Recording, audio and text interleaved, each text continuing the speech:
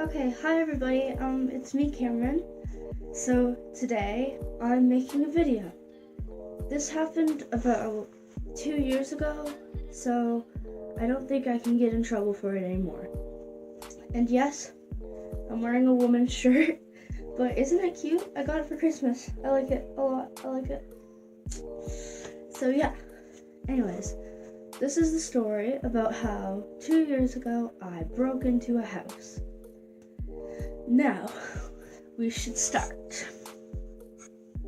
So, this happened when I was around 11, and it was just like any other day, fooling around, and some people I used to know back then asked me if I wanted to come and hang out with them, and I was like, yeah, sure, why not? I obviously didn't expect to be doing anything wild, but that's how it turned out. And yeah, it wasn't really my fault because you see, I didn't know that somebody owned the place. Basically, this girl, I don't want to use her real name, expose her. I'll call her Bree. This girl named Bree, she said that it was a house that was down the street from where she lived, and it was abandoned, but the people who lived there had just left the stuff when they went and left, and it was just an old abandoned house full of stuff. So that's the impression that I was under. We didn't just walk down the street and go in the front door, but we went. Okay, so the house is here, or the house is here. The road to go down to the house is right here. The main road is in front of it, and there's a bridge, and the tree line is in between it. So we go around behind the tree line, so we don't walk right down the street. We go in the tree line. We knew we were doing something wrong, and I didn't say anything about it. We went through the backyard, and we were gonna go in the back door. And I was really scared. I was like, guys, I don't think we should be doing this. I'm scared. And I was, I was scared to do it because, I'm a good boy. I'm good. Don't at me. So, yeah, I was just, pretty nervous. But I thought, hey, it's abandoned. Who's gonna care? So we went in the back door, and it was just full of crap, full of old clothes, dog toys and magazines. And we went in, and we went through the kitchen, through the living room, and then up the stairs, and we were looking at all the stuff. And one of the kids who I was with, he's like, "Oh my god, there's an Xbox in here. It's in good condition." I'm like, "Oh, that's cool, man." I didn't know he was gonna try and take it. I was oblivious to that at the time. So, that's when we decided to go out. We're like, okay, we've been here long enough. Let's get going. And this this idiot decides to take the Xbox, and we walk straight out the front door onto the street. This is where it gets bad, okay? Just a second. Okay, sorry, I got a piece of gum because this is intense right here. So we come out the front door, not the front door, we came out the back door and went through the driveway to get right out in front of the street so we could go home. Huge mistake. The neighbor across the street saw us come out, and I guess it's not really our fault. We thought it was abandoned, even though I didn't take anything. He took the Xbox. I didn't take anything. So, I guess I'm not really.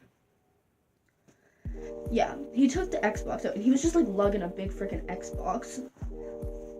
So the neighbor across the street saw us, and she came out, and we were just what do we do? What do we do?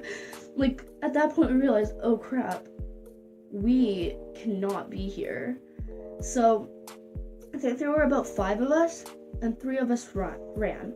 So the kid with the Xbox stayed, and the kid Brianna, who told us to like go there, stayed as well, and they talked with her, and we were all just like running because the kid with the Xbox, he just like told us like go, you don't want to be here right now. So we like ran, and we were horrified. We were so scared. We all went back to our houses, and I was like alone. I kept hearing sirens. That's because we live close to a bridge, and there's like always a lot of accidents, but I kept hearing sirens, and so I was like horrified that she called the police. So I ran back to my house, and I like hung around at my house for a while, you know? I was like looking up stuff like, I broke into a house, what do I do? I didn't mean to, stuff like that. Like, I was so horrified of what was gonna happen. Anyways, so like about half an hour later, these kids, Bree and I don't know if I should actually say his name. I'll just call him Jacob. Bree and Jacob like came to my house, and I was so scared. I was like, oh my god, guys, what happened? Are you guys okay? Like, did she call the cops or something? And thank God, this lady gave them some mercy. This lady showed some mercy. Like, I'm so glad, because if she had it, I'd have a freaking criminal record right now. She told them that the people still owned the house, but nobody was living in it. So we hadn't known that. Like, we just thought it was completely abandoned and people just went up and left. Like, there was no for sale sign or anything. But yeah, people still own the house. Like, looking back on it, I was so stupid. Like, I should have guessed, like, hey, somebody owns this place. Like, maybe we shouldn't be doing this. But I was 11 and I wasn't really thinking. So, yeah, they came back and they told me that she was going to call the cops on them. But, like, they, like, made up some big story about, how they weren't exactly sure, like, what they were doing or whatever. Because I'm pretty sure that Bree knew that this house was owned by somebody. I think she did, and she just told me that it was abandoned so that I would go with her. So yeah, that was my night of panic. That was a story that I like to tell because it's fun, and I don't really think I'm gonna get in trouble for it anymore now. Like, it's been 2 years and I didn't know, so yeah. Anyways, that's my story time. Thank you for watching. I hope you enjoyed it, and I hope you never turn out like me. So yeah, thanks.